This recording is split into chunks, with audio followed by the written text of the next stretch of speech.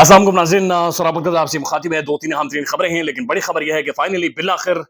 Supreme court के अंदर वो समाअत कंक्लूड हो गई है, फैसला महफूज हो गया है। जो हुकूमत की जानिब से बनाया गया एक कानून था, supreme court practice and procedure act, जहां पर सुप्रीम कोर्ट से चीफ जस्टिस ऑफ पाकिस्तान से इख्तियारात छीनने की कोशिश की थी पार्लियामेंट ने। उस वक्त की पार्लियामेंट ने, जो कि ढकोसला पार्लियामेंट थी, और साथ साथ वो पर्सन स्पेसिफिक था कि मियां मोहम्मद नवाज शरीफ को किसी तरह से अपील का हक दिया जाए ताकि उनकी सजा किसी तरह से माफ हो सके। तो उसके ऊपर फाइनली सुप्रीम कोर्ट के 15 जजेस ने 4 दिन लिए, सुबह से लेकर शाम तक लाइव समाअत, पूरा मीडिया इंगेज, सोशल मीडिया के ऊपर ट्रेंड। फाइनली वो फैसला महफूज कर दिया गया है और इसके ऊपर फैसला जारी होगा। तो कम से कम अब हम ये तवक्को जरूर कर सकते हैं कि चीफ जस्टिस पाकिस्तान अगर इस चीज से थोड़ा सा फारिग हो गए हों, तो पाकिस्तान के अंदर जो इंसानी हुकूक की पामालियां हैं, पाकिस्तान के अंदर जो लोग गायब हो रहे हैं, उन्हें जाकर उनके इंटरव्यूज करवाए जा रहे हैं, उनका मजाक बनाया जा रहा है, पार्लियामेंटेरियंस का, आम लोगों का, पाकिस्तान के साफियों का, तो कम से कम चीफ जस्टिस पाकिस्तान उस तरफ भी मुड़कर देखेंगे और शायद कभी ख्याल आ जाए पाकिस्तान की किसी अदालत को या पाकिस्तान के किसी जज को कि वो एंकर इमरान रियाज खान साहब को बुलाएं और बुलाकर उनसे पूछें कि आप तो वापस आ गए हैं,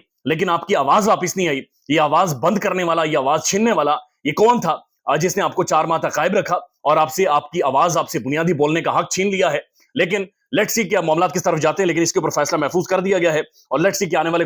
आज ही शायद फैसला सुना दिया जाए या फिर कुछ दिनों में ये फैसला सुनाया जाएगा। अब पाकिस्तान में एक और खबर गर्दिश कर रही है और खबर यह है कि पाकिस्तानी साफियों के लिए बड़ा मुश्किल वक्त शुरू हो गया है। और मुश्किल वक्त इसलिए कि कौन ज्यादा टीसी करेगा, कौन ज्यादा सलूट मारेगा, कौन ज्यादा तस्वीरें बनाएगा, कौन ज्यादा सेल्फीज बनाएगा और कौन से दिन के लिए मैचिंग ड्रेस पहनना है। तो ये साफियों के लिए बहुत ज्यादा मुश्किलात हो गई हैं। एक तो जब से सदाकत अली अब्बासी साहब का इंटरव्यू हुआ है, तब से पाकिस्तानी अवाम ने पाकिस्तानी मीडिया का प्लांटेड इंटरव्यूज की फीती फीती करके रखी हुई है और उनकी बखियां उधेड़ी हैं लोगों ने, पोस्टमार्टम करके सामने रखा हुआ है। तो डिफेंड करना बहुत ज्यादा मुश्किल हो गया। आदिल शाहजेब साहब जिन्होंने ये इंटरव्यू किया है, वो लोगों की कॉल्स नहीं लेते, मैसेजेस नहीं लेते, कोई रिप्लाई नहीं करते, किसी को इंटरव्यू नहीं दे रहे, बल्कि एक इंटरव्यू उन्होंने दिया है और उस इंटरव्यू में 4 दफा उन्होंने कहा जी मुझसे ना पूछे, जाकर मैनेजमेंट से पूछें, मैनेजमेंट को पता होगा जी, मुझे नहीं पता। इंटरव्यू के दरमियान में 51 कट कैसे लगे, उन्होंने कहा मुझे नहीं पता, जाकर आप मैनेजमेंट से पूछ लें, मैनेजमेंट आपको बता देगी। अब उसी इंटरव्यू के दौरान एक खबर जो सर्कुलेट कर रही है, एक आवाज गर्दिश कर रही है, एक एक्स महसूस हो रहा है और वो ये है कि 10:43 पर कोई खांसा है, यानी स्टूडियो के अंदर कोई शख्सियत बैठी हुई थी जो खांसी हैं और उनकी खांसी निकली है और उस खांसी को अब आइडेंटिफाई किया जा रहा है कि वो खांसी बुनियादी तौर पर किन की है। स्टूडियो के अंदर या तो एंकर थे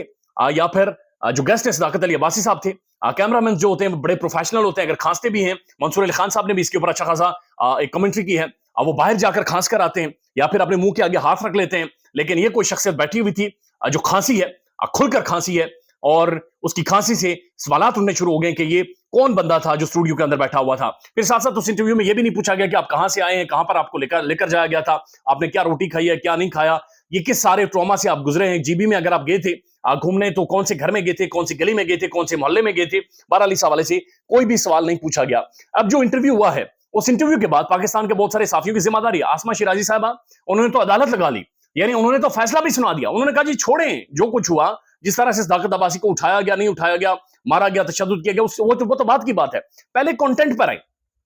उन्होंने कहा जो कंटेंट है उसके अंदर 161 की स्टेटमेंट भी है और उसके अंदर जनाब 164 की स्टेटमेंट भी है, यानी मजिस्ट्रेट के सामने भी स्टेटमेंट हो गई है, पुलिस के सामने भी हो गई है, लिहाजा फैसला कर दो। वो कह रही है कि अदालत टीवी के ऊपर जो कुछ आकर उन्होंने कहा है, इसके ऊपर तो फैसला हो गया है, इसके ऊपर बात ही खत्म हो गई है, इसके ऊपर कहानी खत्म हो गई है, इसके ऊपर बस अब मार धाड़ शुरू करें और बंदे पकड़े और खान को बिल्कुल अटका दें, बिल्कुल साइड लाइन कर दें। और उनका तासुर यही था बुनियादी तौर पर। लेकिन उन्होंने जो कहा है वो ये कहा कि जनाब ये स्टेटमेंट तो हो गई है, ये समझे कि अदालत के सामने भी बयान हो गया है, ये समझे कि जनाब ये पुलिस के सामने भी बयान हो गया, ये समझे कि सारे बयान हो गए, लिहाजा फैसला सुनाई, छोड़ें अब और ज्यादा डिटेल्स में ना जाए। जो आमिर मतीन साहब है, उन्होंने बाकायदे से ट्वीट किया, ट्वीट करके कहा कि पाकिस्तानी साफी बहुत सारे आपस में इस वक्त लड़ रहे हैं, आपस में झपट रहे हैं, एक दूसरे के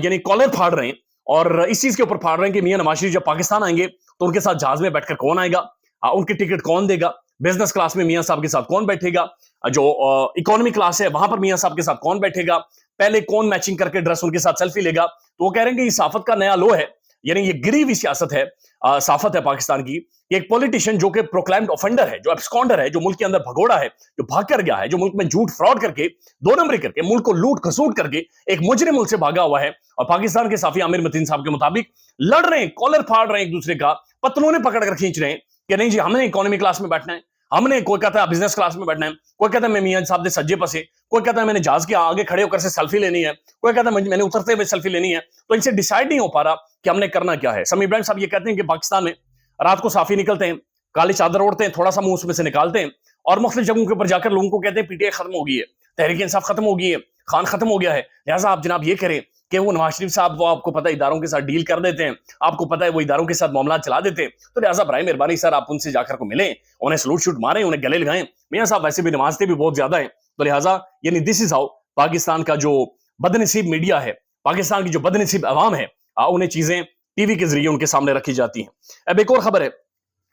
और ये खबर बड़ी खौफनाक है। खबर ये है कि तहरीक इंसाफ ने लाहौर में जलसा करने का फैसला कर लिया। अब ये खौफनाक खबर इसलिए है क्योंकि इसने रोंगटे खड़े कर दिए हैं ना सिर्फ तमाम तर पॉलिटिकल पार्टीज के, बल्कि बहुत सारे और भी शख्सियात के, उनके रोंगटे खड़े हो गए हैं। तहरीक इंसाफ ने अदालत से इजाजत मांगी, लेकिन अदालत ने अभी तक इजाजत नहीं दी है, लेकिन इतलाती है कि शायद अदालत इजाजत दे देगी। जाहिर पॉलिटिकल पार्टी है, जलसा करना चाह रही है। लिबर्टी चौक में वो कह रहे हैं कि जनाब अब आपको पता चलेगा कि ठाठे मारता हुआ समंदर क्या होता है, अब आपको पता चलेगा कि अवाम क्या है, रश क्या है, लोग क्या है। लिहाजा तहरीक इंसाफ जलसा करने जा रही है और बताया जा रहा है कि मिलियंस की तादाद में लोग उस जलसे में शामिल होंगे। यानी एक तरफ नून लीग ने जलसे मनसूख कर दिए, कैंसिल कर दिए, और उसकी बुनियादी वजह यह है कि लोग रोटियां खा के चले जाते हैं, देगे लेकर चले जाते हैं, लोग बोटियां नोच कर चले जाते हैं, लेकिन नारा मियां का नहीं लगाते। वो लोग रोटियां खाने आते हैं, तो वो जो उनसे जलसे करवा रहे थे उन्होंने कहा शर्म का मुकाम है, कल अगर आपको इंतखाबात जितवाने हैं तो हम कैसे जितवाएंगे, बंदा ही कोई नहीं आ रहा, तो फिर वोट कौन डालेगा, कौन आकर यहाँ पर खलाई मखलूक किस तरह से यानी वोट डाल सकती है। लिहाजा कम से कम जलसे ही बंद कर दो, क्योंकि लोगों ने आना नहीं है और ये आप और ज्यादा हमें शर्मिंदा कर रहे हैं। लिहाजा नून लीग ने अपने जलसे कैंसिल किए, लेकिन तहरीक इंसाफ एक बड़ा मैसिव पावर शो लाहौर के अंदर, लाहौर के सेंटर में करने जा रही है।